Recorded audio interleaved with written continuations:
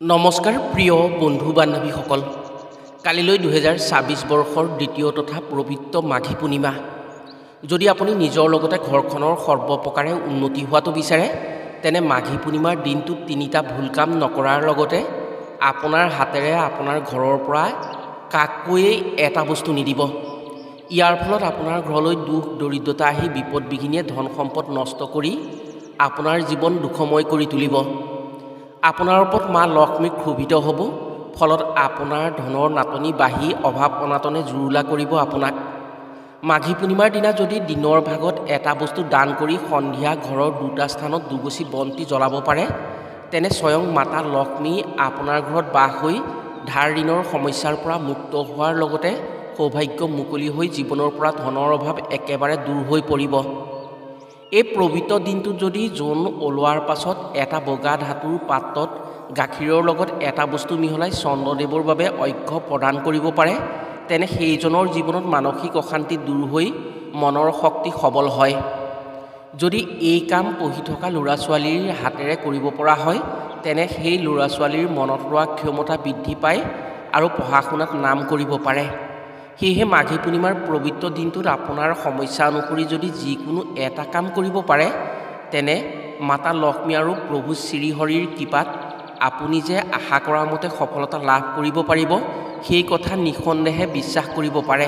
সেয়েহে আজিৰ ভিডিঅ'টো যিসকলে ভালকৈ চাব, কথাসমূহ মন দি শুনি কালিলৈ অৰ্থাৎ মাঘী পূৰ্ণিমাৰ দিনা নিয়ম অনুসৰি লক্ষ্মীনাৰায়ণক ভক্তি কৰি কামসমূহ কৰে, তেনে নিশ্চয় উপকৃত হোৱাৰ সুযোগ পাব। প্ৰিয় বন্ধু বান্ধৱীসকল, কথাসমূহ কোৱাৰ আগতেই আপোনাক এটি সৰু অনুৰোধ জনাওঁ। ভিডিঅ'টো যদি ভাল পায়, তেনে এটা লাইক কৰাৰ লগতে সম্পূৰ্ণ ভক্তিভাৱেৰে জয় মা লক্ষ্মী বা লক্ষ্মীনাৰায়ণী নমঃ বুলি লিখিবলৈ কেতিয়াও নাপাহৰিব। আৰু যদি আমাৰ চেনেললৈ প্ৰথম আহিছে, তেনে চেনেলটো ছাবস্ক্ৰাইব কৰাৰ লগতে অন্য 10জনে উপকৃত হোৱাকৈ ভিডিঅ'টো শ্বেয়াৰ কৰিবলৈ অনুৰোধ জনালোঁ। 2024 বৰ্ষৰ মাঘী পূৰ্ণিমা দেওবাৰে পৰাত এইদিনা ৰাতিপুৱা সূৰ্য দেৱতাক যিজনে তামৰ পাত্ৰৰে পানীৰ লগত ৰঙা ফুল আৰু ৰঙা চন্দন অৰ্পণ কৰি জলঅৰ্ঘ্য প্ৰদান কৰিব পাৰে, তেওঁৰ ক্ষেত্ৰত থকা ৰোগ ব্যাধিৰ পৰা বহু ক্ষেত্ৰত সকাহ পাব পাৰে। ধৰ্মীয় শাস্ত্ৰমতে যাৰ প্ৰতি সূৰ্য সন্তুষ্ট থাকে, তেওঁ ৰোগ ব্যাধিৰ পৰা বহু ক্ষেত্ৰতেই বাচি থাকিব পাৰে। মাঘী পূৰ্ণিমাৰ দিনটোত লক্ষ্মীনাৰায়ণক পূজা কৰা হয়।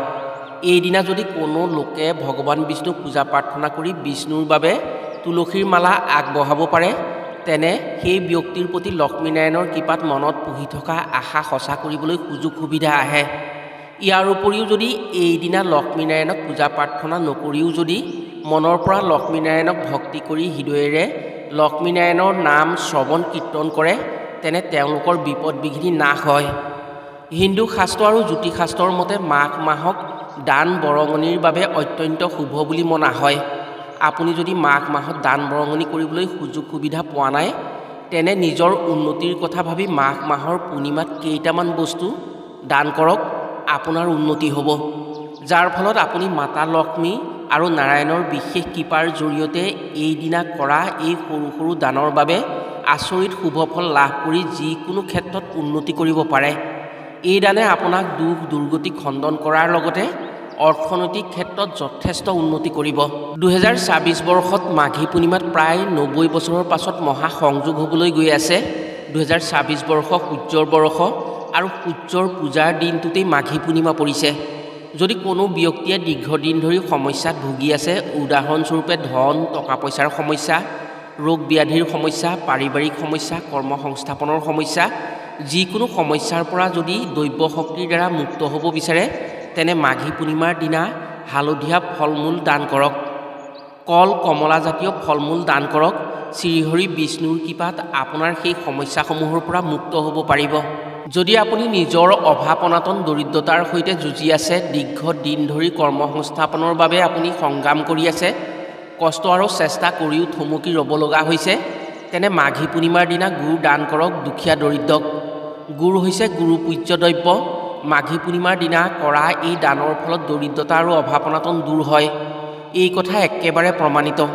কিন্তু গুৰ আপুনি যাক দান কৰিব, তেওঁ যাতে আপোনাৰ দান স্বইচ্ছাৰে গ্ৰহণ কৰিব বিচাৰে, তেনেজনকহে দান কৰিব। গুৰ দান কৰাৰ ক্ষেত্ৰত গুৰুতুল্য ব্যক্তিক দান কৰিব লাগে। অনিচ্ছা সত্ত্বে বা জোৰে জবৰদস্তিৰে কাকো আপুনি গুড় দান নকৰিব। মাঘী পূৰ্ণিমাৰ দিনা কৰা দানে ব্যক্তিৰ দুখ কষ্টৰ পৰা পৰিত্ৰাণ দিয়ে। হিন্দু শাস্ত্ৰ অনুসৰি দানৰ জৰিয়তে ভাগ্য মুকলি হয়। এইদিনা যদি আপুনি কোনো দুখীয়া দৰিদ্ৰক অন্ন দান কৰে তেনে মাতা অন্নপূৰ্ণা অতি সন্তুষ্ট হয়। সেই ব্যক্তিৰ জীৱনত মাতা অন্নপূৰ্ণাৰ কৃপাত অভাৱ অনাটন একেবাৰে নাইকিয়া হয়। কিন্তু দান কৰাৰ ক্ষেত্ৰত এটা কথা জানিব, আপুনি এই দিনটোত যি বস্তুৱেই দান নকৰক কিয়, যাক দান কৰিব তেওঁ যাতে সন্তুষ্ট হয় আৰু আপুনি যাতে দান কৰাৰ সময়ত আনন্দ মনেৰে সন্তুষ্টিৰে দান কৰে, এই কথাৰ প্ৰতি আপুনি লক্ষ্য ৰাখিব লাগিব। ধৰ্মীয় শাস্ত্ৰমতে মাঘী পূৰ্ণিমাৰ দিনা স্বয়ং লক্ষ্মীনাৰায়ণৰ লগতে সমস্ত দেৱতা আহি ভক্তৰ পৰীক্ষা লয়। মনুষ্যৰ বেশেৰে দেৱতাসকলে মনুষ্যই দিয়া খাদ্য গ্ৰহণ কৰে আৰু দান দক্ষিণা লয়। সেয়েহে এইদিনা অন্ন দান কৰিলে মাতা অন্নপূৰ্ণাৰ কৃপাত সেই ব্যক্তিয়ে কোনোদিন অন্নৰ নাটনিত পৰিব লগা নহয়।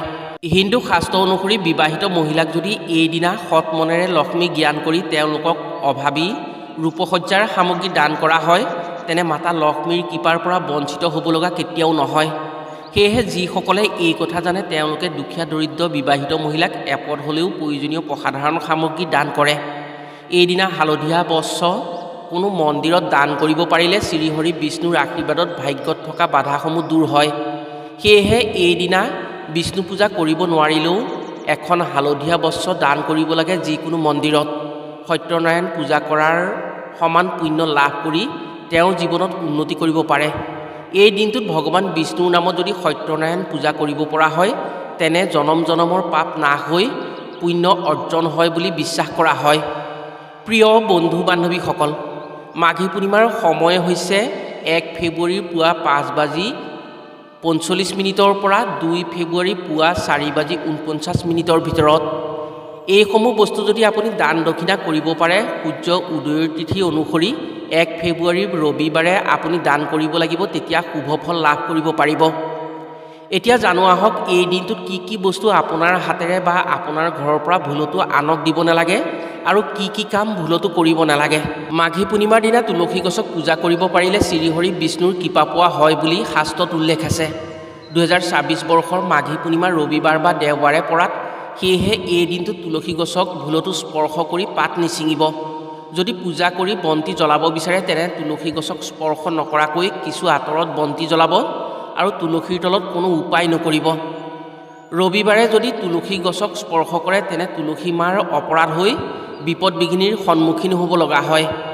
মাঘী পূৰ্ণিমাৰ দিনা ৰাতিপুৱা যেতিয়া ঘৰৰ মুখ্য দুৱাৰ খুলিব তাৰ পাছত গোটেই ঘৰখনত পানী ছটিয়াব লাগে।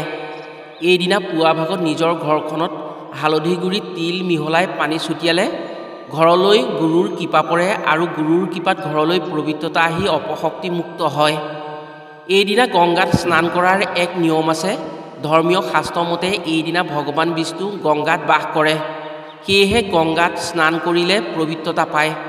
পুৱা স্নান কৰাৰ পানীত যদি গংগাজল মিহলাই স্নান কৰা হয় তেনে একেই পবিত্ৰতা আহে বুলি ধৰা হয়।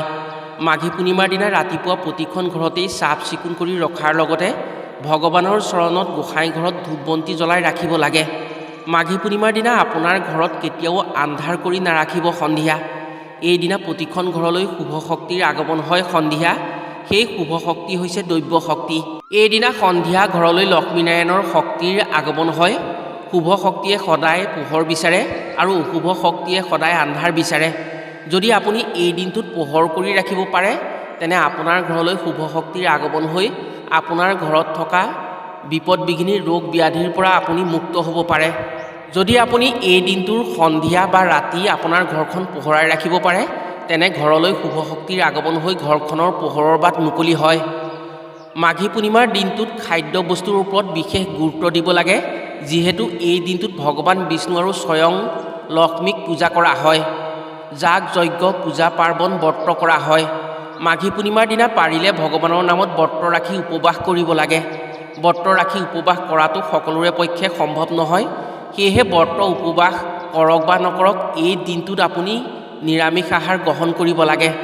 মাছ মাংস কণী বা আমিষজাতীয় খাদ্য কেতিয়াও গ্ৰহণ কৰিব নালাগে।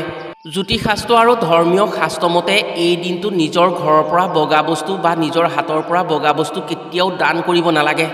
কাৰণ মাঘী পূৰ্ণিমা হৈছে বছৰৰ আটাইতকৈ পবিত্ৰ দিন। বগা ৰংটো হৈছে পবিত্ৰৰ প্ৰতীক। ইয়াৰ উপৰিও এই দিনটোত চন্দ্ৰৰ ক্ষমতা আটাইতকৈ শক্তিশালী হয়। বগা বস্তু হৈছে চন্দ্ৰৰ প্ৰিয় আৰু চন্দ্ৰৰ প্ৰতিকাৰ। এইদিনা বগা বস্তু দান কৰিলে বা আনক দিলে চন্দ্ৰৰ অশুভ প্ৰভাৱ পৰে। চন্দ্ৰগ্ৰহৰ অশুভ প্ৰভাৱৰ বাবেই বা চন্দ্ৰৰ দোষৰ বাবেই মনোকষ্ট হয়, মানসিক দুখ যান্তনাত ভুগিবলগীয়া হয়। উদাহৰণস্বৰূপে এইদিনা গাখীৰ কেতিয়াও দান কৰিব নালাগে। গাখীৰ হৈছে চন্দ্ৰগ্ৰহৰ প্ৰতিকাৰ। চাউল দান কৰিব নালাগে। বগা বস্ত্ৰ দান কৰিব নালাগে। বগা বস্তু দান কৰাৰ পৰা দূৰত থাকিব লাগে। গাখীৰৰ পৰা তৈয়াৰ কৰা যিকোনো বস্তু এই দিনটোত কোনো লোকেই দান কৰিব নালাগে। নিজৰ ঘৰৰ পৰা আনক দিব নালাগে। যদি কৰে চন্দ্ৰৰ অশুভ প্ৰভাৱ পৰি মনোকষ্টত ভুগিবলগীয়া হ'ব বা আপোনাৰ মানসিক দুখ যান্তনা বাঢ়ি যাব। মাঘী পূৰ্ণিমাৰ দিনা সন্ধিয়া কোনো ব্যক্তিয়ে কেঁচা গাখীৰ এটা ধাতুৰ পাত্ৰত লৈ তাত 5 পা বা 7 পা বগা ফুল দি সন্ধিয়া যদি জোন ওলোৱাৰ পাছত চন্দ্ৰদেৱতাক জলৰ্ঘ্য প্ৰদান কৰিব পাৰে, সেই ব্যক্তিৰ জীৱনত কেতিয়াও মনৰ অশান্তি বা মানসিক সমস্যা আহিব নোৱাৰে। মন সবল হয়, মনৰ দৃঢ়তা বৃদ্ধি পায়, ধৈৰ্য শক্তি বৃদ্ধি পায় আৰু স্মৃতিশক্তি বেছি হৈ যিকোনো কথা মনত ৰাখিব পাৰে। এই কাম পঢ়া শুনা কৰা ল'ৰা ছোৱালীয়ে যদি কৰিব পাৰে তেনে অতি শুভ হয় সেই ল'ৰা ছোৱালীৰ বাবে। মাঘী পূৰ্ণিমাৰ দিনা নিজৰ ঘৰত 3 ঠাইত 3 গছ বন্তি সন্ধিয়া জ্বলাব লাগে। প্ৰথম চাকিগছ নিজৰ ঘৰৰ উত্তৰ পূব কোণত জ্বলাব লাগে। এই গছি চাকিৰ জৰিয়তে মাঘী পূৰ্ণিমাৰ দিনা ঐশ্বৰিক শক্তিৰ দ্বাৰা ঘৰখনলৈ যোগাত্মক শক্তি আহে।